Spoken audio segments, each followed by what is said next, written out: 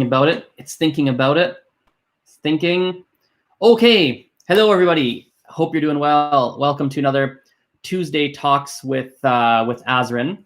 If you are new to these videos here, it's pretty straightforward. So every single Tuesday at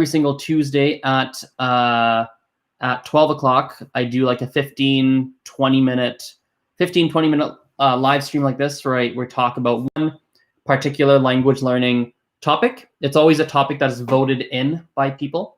So there's a Facebook group called the Language Learning Nerds. Every Monday in the Language Learning Nerds, we put out like a survey, like a poll. People vote on the topic, and then based on the topic that gets the most number of votes is the topic that I talk about in the video. And so today's topic is going to be about forming complex sentences in a foreign language. That topic won by a landslide. There were like, I think it was like 67 or 70 votes or something like that. And the second place topic had like 40 or 35 or 45, something like that. So it was really quite a margin between first and second. And so that's the topic we're going to talk about today. Some quick housekeeping before we jump in, a couple of small things. So if you have not checked out a lot of the free classes that we offer, myself and my teachers, I encourage you to do so. You can visit my website, Azren the Language Nerd, azrenthelanguagenerd.com azrenthelanguagenerd.com/drop-in. Or if you can't find that, just go to azrenthelanguagenerd.com. Scroll down just a bit, you'll see a button for free classes, free and drop-in classes. You guys can go check those out. I'd really appreciate that, and I think a lot of you can benefit from it. We have classes for English, French, Spanish, Gujarati, Mandarin, German. I think that's all of them. I think that's all the languages. So if you've not done that, go do that. And then also for the Gujarati learners, which are probably not that many of you, but Gujarati learners, I'm starting off a new project shortly. I've actually kind of started, but I haven't uploaded anything. You guys know the Easy Languages channel. It's a YouTube channel where they make videos for various different language learners.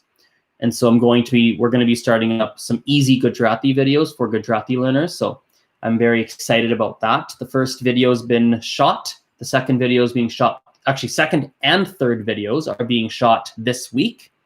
And so I'm excited about that. So, well, with those housekeeping things aside, let's begin.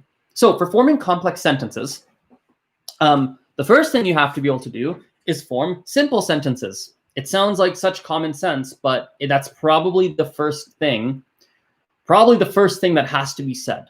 If you cannot form a simple sentence, you're not going to be able to form complex sentences. That's just a reality. Often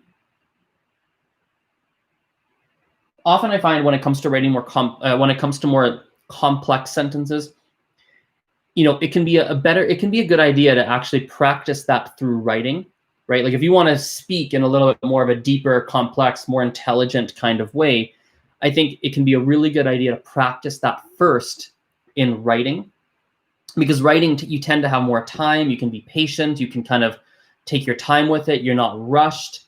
You can use a dictionary. You really have time to process through everything, versus when you're speaking, you're a heck of a lot more on the spot, if that makes sense. And so if you first do it in writing and you're able to do so in a written format, you can start to practice it in speaking as well. Does that make sense? So often the writing side might be a good place to start. I think as well, when it comes to this topic, it really makes sense for people. I think it really makes sense for you to know some connecting words. Connecting words are a very, very good thing to understand. So what are connecting words? Connecting words are kind of the little words in sentences that help things flow together. I'll give you some examples. Simple connecting words would be things like and, but, however, if. Like these small little words that kind of help the sentence come together, right? So for example, I could say, I like apples. I like bananas. That's fine, right? But what would be better is if I said, I like apples and bananas. Or I like apples and I also like bananas. When you look at that sentence, right, that's a heck of a lot more complex. Even though it's not that complex, it's more complex than I like bananas, I like apples. It's more complex than that. Also, what's important to think about when you're forming more complex sentences and more deeper, longer kinds of sentences, I think it's worth actually going and looking up different types of sentences that exist and how to form a sentence. That's actually really important. This is a very recent thing that I've actually been learning as I've been teaching. So I don't have it off by heart. I don't know it off by heart, but I have watched a couple of videos on it. And whenever I teach it, I always show the videos first to remind myself and the students, because I'm not an expert with it, but I'll try my best to describe it here today. So you have different types of sentences, right? You have different ways you can start a sentence. For example, I could have a sentence such as just like a simple subject in English, subject, verb, object. I eat an apple, right? I could have a sentence that starts with an ly, like curiously, comma, I walked into the room. I could have a sentence that starts with a location, right? At the sea, comma, you see a lot of, I don't know, people, right? Or at the beach, comma, you see a lot of people. So you can start with a location. You can start sentences different ways. You can start sentences with a I don't even know what they're called, what the term for them is. Yeah, I don't know what they're called actually. Are they called conjunctions?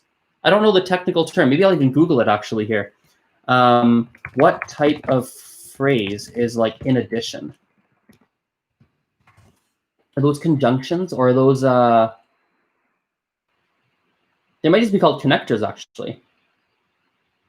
Yeah, they actually might just be called connectors. I'm going to call them connectors. I found a website here that calls them transitional words and phrases. So you might start your sentence with however, in addition. I'm going to search connectors here. Is that what they're called? Connecting phrases in English. Let me see here. Linking words. That's another. I've heard that term actually. Linking words. Right, like those are really important. Yeah, these are it. Connectors and linking words. So things like although, even if, in spite of, what, not whereas,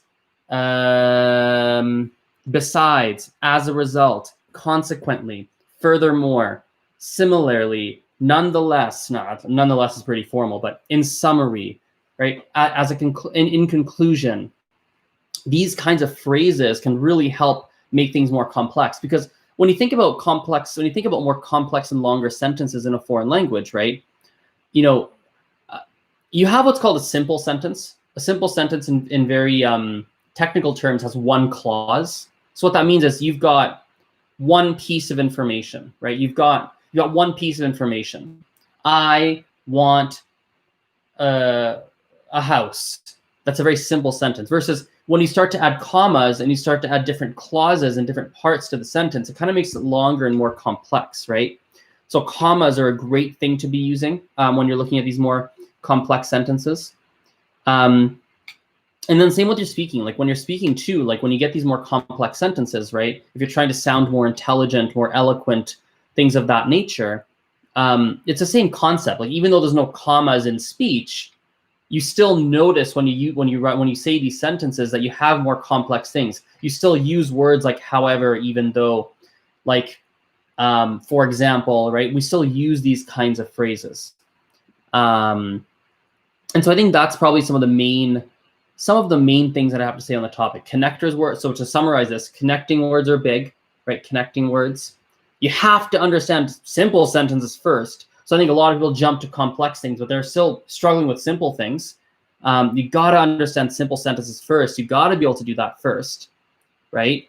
So connecting words, simple sentences, start sentences in different ways and not the same way every time, both in writing and speaking. Probably more important in writing because you see that in writing more frequently. I would say as well, what was I going to say? Oh, yes, we didn't say this, but avoiding repetition. Avoiding repetition is a really big thing.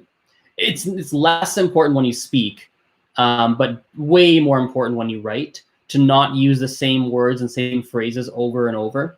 it's actually really difficult for people. It's a really difficult thing for people to do. Whenever I work with people on writing, even in their first language, they really struggle unless they've been taught how to write. And yeah, I think those are some of the main things I'd say. Any final parting thoughts that I'd like to say today? Any parting thoughts? Yeah, I guess the last parting thought, maybe one parting thought I'll have is like, if you want to form more complex sentences, and you've got to, I think you have to practice. Here's a good final parting thought to wrap everything up. If you want to form more complex sentences, and you want to get better at that in writing and or writing and or speaking, you've got to practice writing and or speaking and trying to be more eloquent, form more complex sentences. You have to practice that on a regular basis. It sounds super, common sense. I don't think it's that complicated, but you have to do it the same way. If I wanted to have a six-pack, I've got to do ab workouts every day, but I don't have a six-pack. I don't do them every day or regularly, but you have to do it you have to do it like that. You just have to. Yeah. So let's wrap that up here. I have one more thing I wanted to share, but it's super unrelated to everything, so maybe I'll just save it for another time. Thank you, everybody, for your attention. I appreciate it, and we'll chat later. Bye for now. Let's end off this Instagram stream first. So Instagram, see you. Bye-bye. Let's share this to IGTV. YouTube, goodbye. And then Facebook.